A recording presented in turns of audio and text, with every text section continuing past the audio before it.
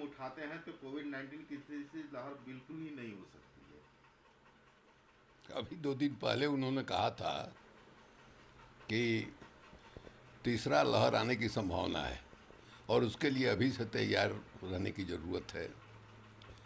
अब दबाव पड़ा होगा, लेकिन जो शर्त वो बता रहे हैं कि तीसरा लहर क्यों नहीं आएगा, कैसे नहीं आएगा, वो शर्त का अनुपालन जो है ये संभव है क्या हिंदुस्तान में?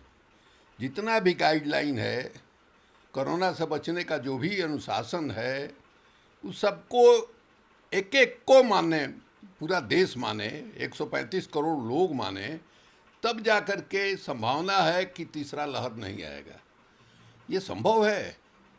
अभी भी अरे हमको लगता है कि दो चार 10 करोड़ लोग होंगे इस देश में जिनको मालूम नहीं होगा कि कोरोना नाम की बीमारी हमारे देश में फैली हुई है। इस तरह की आबादी है हमारे यहाँ। जो जंगलों में रहने वाले लोग हैं, दूर झोंपड़ियों में रहने वाले लोग हैं, उनको पता भी नहीं है। उनके पास न रेडियो है न टेलीविज़न है। तो ऐसे लोग कहाँ से अनुपालन कर पाएंगे? और आज जिनके पास है, हम रोज़ देख रहे हैं, वो इसका अनुपालन नहीं कर रहे हैं। तो जो शर्त बता रहे हैं तीसरा जो दौर है वो नहीं आएगा, ये इसलिए हमको लगता है बता रहे हैं कि दबाव पड़ा होगा उन पर, राघवन साहब पर, और उस दबाव के से बचने के लिए उन्होंने एक रास्ता चालाकी वाला जो है निकाला है। हमारे यहाँ के जो पढ़े लिखे लोग, वो भी अंग्रेजी वाले जो लोग हैं, वो बहुत चालाक होते हैं। वो कोई ना कोई रास्ता जो है बाएं दाहिने करके निकाल लेते हैं। उसी तरह का रास्ता उन्होंने बताया है। हम तो कहेंगे सरकार से कि भाई आप तैयार रहिए, है ना। जैसे पहले खेप के बाद दूसरे के लिए आप तैयार नहीं रहे और उसका नतीजा जो है, उसका खामियाजा जो है देश भुगत रहा है। ऐसा नहीं हो कि इससे भी ज़्यादा बड़ा खामियाजा जो है देश को भुगतना पड़े।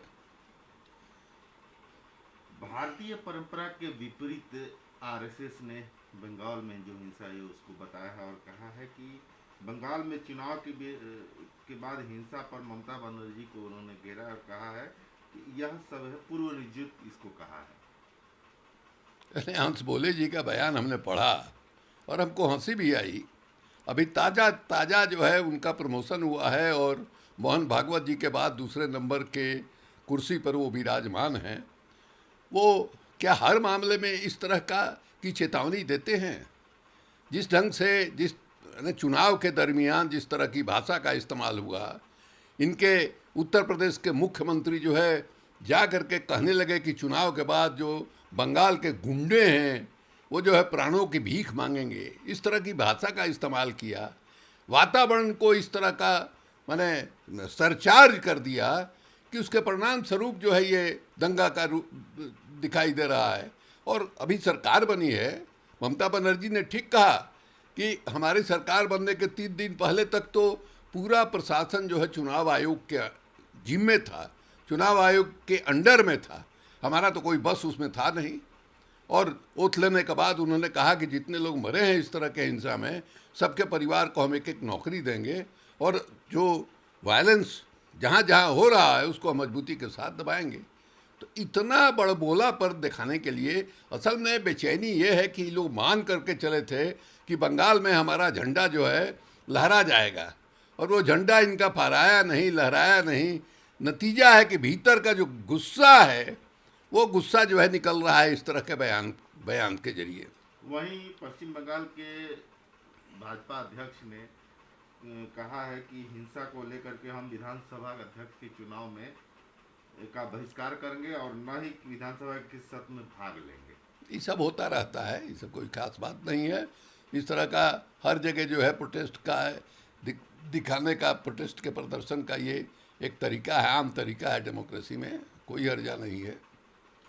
सुप्रीम कोर्ट ने कोविड-19 की महामारी के बीच नई दिल्ली में सेंट्रल विस्टा परियोजना के निर्माण को रोकने में हस्तक्षेप की मांग करने वाली याचिका को खारिज कर दिया है। देखिए, हमारे प्रधानमंत्री जी किस मिट्टी के बने हुए हैं ये अंदाज लगाना बहुत मुश्किल है। अब उनके सामने प्राथमिकता क्या है? आप देश के लोगों को वैक्सीन जो है कोविड से बचाव के लिए नहीं दे पा रहे हैं। कई जगह जो है वैक्सीन का सेंटर बंद हो गया। इसलिए कि वैक्सीन बनाने वालों को पर्याप्त संख्या में ऑर्डर नहीं दिया गया था। आप जो है पूरे देश के आबादी को वैक्सीनेशन नहीं कर पा रहे हैं और आपने छोड़ दिया है कि नहीं साहब 18 बरस से 45 बरस के बीच के लोग को से कंपनियां जो है चार्ज करेंगी। अब जहाँ तहाँ स्टेट जो है उसका बोझ उठाए, ये अलग बात है, आपने छोड़ दिया है, ये स्थिति है।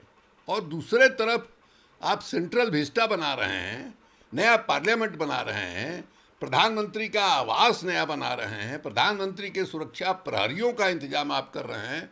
इसके लिए सैकड़ों की संख्या में आप जो है वृक्षों को, पेड़ों को काट रहे हैं और उसको एसेंशियल डिक्लेयर करके जहाँ सारा काम दाम बंद है, लॉकडाउन है, वहाँ आप काम करा रहे हैं हजारों मजदूरों के साथ। 20,000 करोड़ रुपया उसमें खर्चा है। ये प्रधानमंत्री, देश में की हालत ऐसी है, 90% लोग गरीब हैं और 8,000 का हवाई जहाज विदेश से मंगा करके उस पर जो है सवारी कर रहे हैं। तो इनकी प्राथमिकता क्या है? ये कहते हैं हम चाय बेच करके यहाँ से आए हैं, हम गरीबी को जानते हैं। जो गरीबी को जानता है इस देश का, वो इस तरह से पैसे का दुरुपयोग करेगा? 20,000 करोड़ रुपया बिल्डिंग बनाने में खर्चा करेगा? ये 8,000 करोड़ के हवाई जहाज पर चलेगा? अमेरिका के राष्ट्रपति का अनुकरण करेगा? ये अजीब ढंग का प्रधानमंत्री इस देश को मिल गया है, जो आत्मरति है, नार्सिस्टिक है, जो अपने में मगन है। दिन भर में 4 बार कपड़ा, कौन रंग का, कौन पोशाक का, कौन डिजाइन का, इसी में लगा रहता है, यही सोचने में कि कौन सा डायलॉग अगला जो भाषण होगा उसमें करेंगे। हेमंत सोरेन ने कहा है कि साहब अपने मन की बात ही सुनाते रहे, हमारे यहाँ क्या समस्या है, हम कैसे उन समस्याओं का सामना करें, इस पर उन्होंने बातचीत नहीं की। यह हालत है इस प्रधानमंत्री का।